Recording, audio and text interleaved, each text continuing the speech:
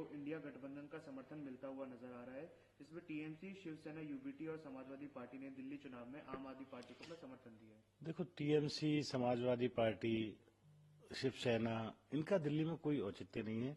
दिल्ली में इनका कोई ना वोट है ना बेस है।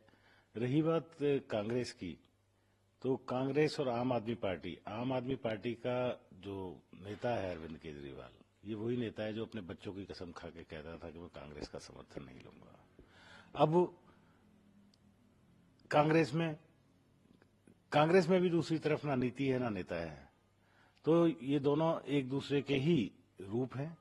और भारतीय जनता पार्टी के साथ जहां तक आपने कहा कि ये लोग मिले हुए हैं या कांग्रेस का कोई गठबंधन चल रहा है, ये सब बातें चुनावी बातें, कुछ नहीं है इसमें। कांग्रेस दिल्ली में से अलग थलग हो गई है, कोई कांग्रेस का समर्थन नहीं कर रहा है उनके गठबंधन में से, क्या कारण लगता है?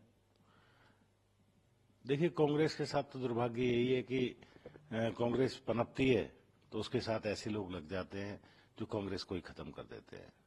कांग्रेस को चाहिए कि अपनी शक्ति दिखाए, अपने दम पे चुनाव लड़े। इस गठबंधन का हम पहले भी कहते थे कि कोई औचित्य नहीं है और ये आगे भी कोई औचित्य नहीं रहेगा। उसका एक पेशगी ये देखी जा रही है जो ये अभी आप न्यूज दे रहे हैं। सर, दिल्ली में कांग्रेस चुनावी वादा लेकर आई है। जीवन रक्षा योजना का उन्होंने ऐलान किया है, जिसमें दिल्ली के हर निवासी को 25 लाख तक मुफ्त स्वास्थ्य सुविधा देने का उन्होंने वादा किया है। कांग्रेस 25 लाख रुपए का मुफ्त बीमा देती है, कभी 1 लाख रुपए पेंशन देती है, अब यहाँ पर 2500 रुपए की घोषणा की गई है। अगर उनको इलाज करना ही है तो अपने जो जीवन रक्षा नाम है ना, जीवन रक्षा करनी है तो अपनी पहले तो जीवन रक्षा करो। अपने विधायकों की जो जमानतें जब्त होंगी उसकी जीवन रक्षा करो, अपना इलाज करो। कांग्रेस अरसे से बीमार चल रही है और ऑलमोस्ट मृत्यु के कगार पर है, तो उसे अपनी बीमे की जरूरत है, अपना जीवन रक्षा करने की जरूरत है। सर, आपको लगता है कि इस प्रकार की जो योजनाएं हैं कि 25 लाख रुपए का स्वास्थ्य बीमा दिया जाएगा, इससे दिल्ली के वोटर्स पर कांग्रेस का एक पॉजिटिव इम्पैक्ट पड़ेगा? देखिए, मैं तो इतना ही कहूंगा कि ये सब आंकड़ेबाजी हैं, ये सब वादे हैं, चुनावी वादे हैं। भारतीय जनता पार्टी, माननीय नरेंद्र मोदी जी, वो जो घोषणा करेंगे वो पैसे तो जनता को मिलेंगे, क्योंकि 4 राज्यों में उन्होंने करके दिखाया है। आज आम आदमी पार्टी हो या कांग्रेस हो, इन लोगों ने कहाँ किया। कर्नाटक की बात करेंगे, कर्नाटक के लेकिन बहुत सारे अलग रीजन है। तो ये चुनावी वादे हैं। अभी संकल्प पत्र जब भारतीय जनता पार्टी का आएगा, आप 1-2 दिन वेट करिए, तब जो उसके में गारंटी होंगी, जो संकल्प मोदी जी लेंगे, वो सब जनता को मिलेगा। उसके लिए इंतजार करना होगा। कांग्रेस नेता अशोक गहलोत के लिए दिल्ली के पूर्व मुख्यमंत्री अरविंद केजरीवाल ने कहा है कि जो आरोप उनके द्वारा लगाए गए वो गलत है और कहीं ना कहीं बीजेपी और कांग्रेस आपस में गुप्त सहयोग से चुनाव लड़ रहे हैं।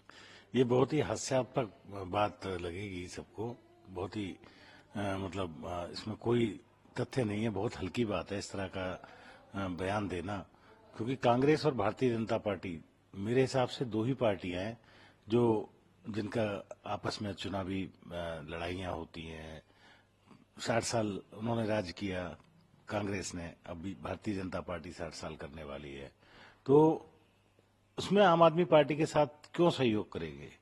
बीजेपी का कभी नहीं सहयोग हो सकता, साथ हो सकता आम आदमी पार्टी से। ये सब मनगढ़ंत बातें हैं। देखिए, बात तो ये है कि जनता हिसाब मांग रही है। जनता हिसाब मांग रही है 10 साल का। दिल्ली का मुखिया बनाया अरविंद केजरीवाल को, 10 साल में उन्होंने क्या किया, इसका हिसाब जब मांगने लग गए लोग, तो ये भटका रहे हैं, ये अपनी नई नई योजनाएं ला रहे हैं।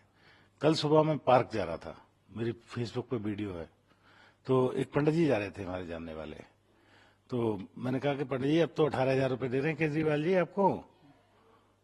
उसने इतना गुस्सा आया उसको, उसने जूती उतार ली। मेरी फेसबुक पर है, आप देख सकते हैं।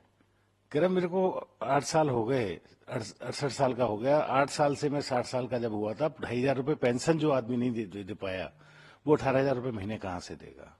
तो लोग जब हिसाब मांगने लगे तो अरविंद केजरीवाल का सारा गणित खराब हो गया, उनको साफ हार नजर आ रही है। और इसमें वो एक दूसरे पर इल्जाम, वो कहते हैं खिसियानी बिल्ली खंबा नोचे, उस तरह का हाल आज केजरीवाल का हो गया है।